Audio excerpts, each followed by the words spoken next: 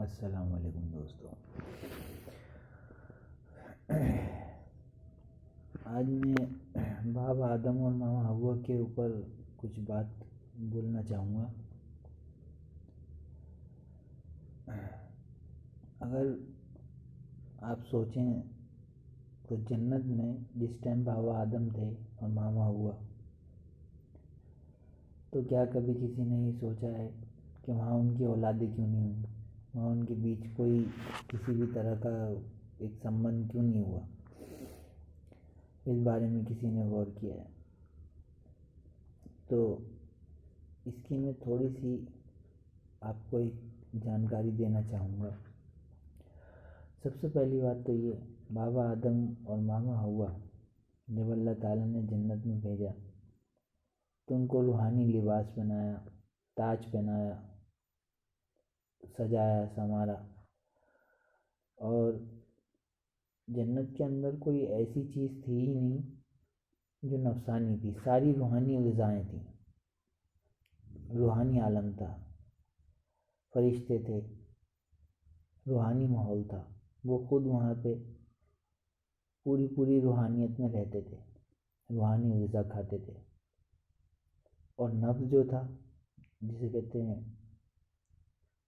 روح ہے حیوانی جو ہے، وہ ان کے اندر رکھا تو گیا، وہ نفس رکھا گیا، لیکن وہ بالکل ڈیڈ کی حالت میں تھا، جاگرت نہیں تھا. اور گیہوں کا جو درخت تھا جنت کے اندر، وہ ایک ایسی غذا تھی جسے کھانے کے بعد میں نفس جاگ جاتا ہے، روح حیوانی زندہ ہو جاتی ہے. تو اس لیے آپ کو دونوں کو منع کیا کہ اس درخت کے پاس مت جانا، ورنہ وہ ساری حیوانی کوالٹیز جیسے سیکس جو کرتے ہیں لوگ، بھوک پیاس کام کرودھ موہ، طرح طرح کی جو ایک نفسانی یہ خواہشاتیں ہوتی ہیں طرح طرح کی، جو آج ہماری دنیا میں یہ نہ وہاں پر پیدا ہو جائیں. کیونکہ نفسانی ہستی کا وہاں کوئی کام نہیں ہے، وہاں ساری روحانی ہستیاں ہیں جنت میں اور فرشتے وغیرہ. یہ اس لیے اس گیہوں کے درخت کے پاس جانے کو منع کیا، کیونکہ اس کو کھاتے ہی اس نفس کو حیوانی غذا حیوانی غذا ملتے ہی وہ روح حیوانی جو ہے وہ زندہ ہو جائے گی. تو جس ٹائم پہ اور وہ جنت میں جب وہ رہتے تھے تو سمبند کیوں قائم نہیں ہوا، یہ میں بتانا چاہوں گا. اس کی ایک وجہ یہ تھی کہ ان کے وجود میں نفس تھا تو، لیکن وہ سوئی ہوئی حالت میں تھا، اسے کوئی غذا بھی نہیں، کوئی اس کی جانکاری دینے والی ایسی کوئی غذا نہیں تھی کہ وہ جاگرت ہو جائے اور ان کو اس کا احساس ہو. وہ اپنی روح انسانی کو یوز کر رہے تھے وہاں پر، یعنی نفس تھا لیکن ڈیڈ حالت میں تھا. اور روح انسانی جو ہے یعنی دل کا رشتہ تھا ان کا، معصومیت کا رشتہ تھا، ساتھ میں رہتے تھے، پیار تھا، ایک دوسرے کے بنا نہیں رہ سکتے تھے، لیکن سیکس نہیں تھا.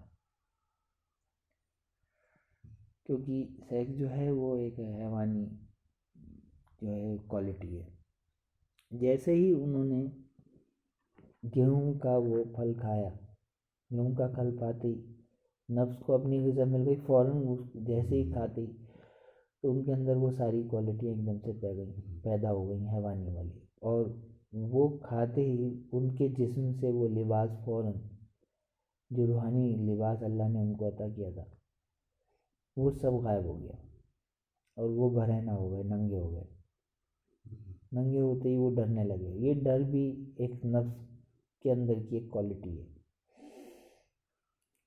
اور روحانیت جو ہے وہ ان کے اندر جو ہے وہ تھوڑی سی جو ہے وہ کم ہو گئی، ختم ہو گئی.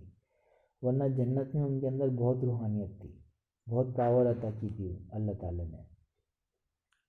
بابا آدم ہر طرح کی بولی بول سکتے تھے اور کسی بھی چیز کو دیکھتے ہی اس کا نام بتا دیتے تھے. ہر چیز جو تھی وہ روشن تھی ان کو. تو یہ سب چیزیں جو تھیں ان کے اندر تھیں، اور یہی وجہ تھی کہ اس پھل کو کھانے کے بعد ان کے اندر جو تھی وہ حیوانی صفت پیدا ہو گئی، جس کی وجہ سے وہ جنت سے نکالے گئے۔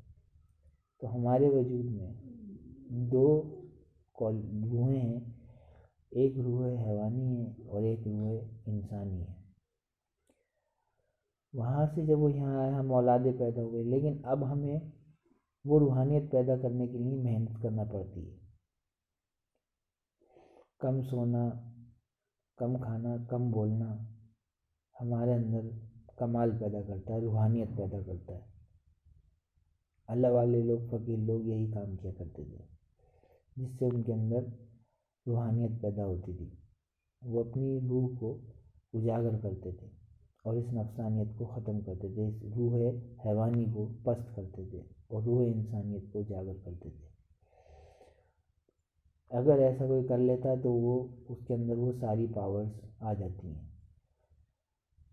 یہ جو روح حیوانی ہے یہ بہت کمزور چیز ہے، اور روح انسانی جو ہے بہت پاورفل چیز ہے۔ اگر ہمیں طاقتور ہونا ہے، ہمارے اندر لطافت پیدا ہو جائے، کشافت ختم ہو جائے۔ اب جن ہیں ان کے اندر لطافت ہے، وہ پاورفل ہیں۔ اب ہمارے اندر کشافت ہے، اگر ہم روحانیت پیدا کر دیں تو ہمارے اندر لطافت پیدا ہو جائے گی، ہم بھی پاورفل ہو جائیں گے، لیکن ہم یہ کام نہیں کرتے۔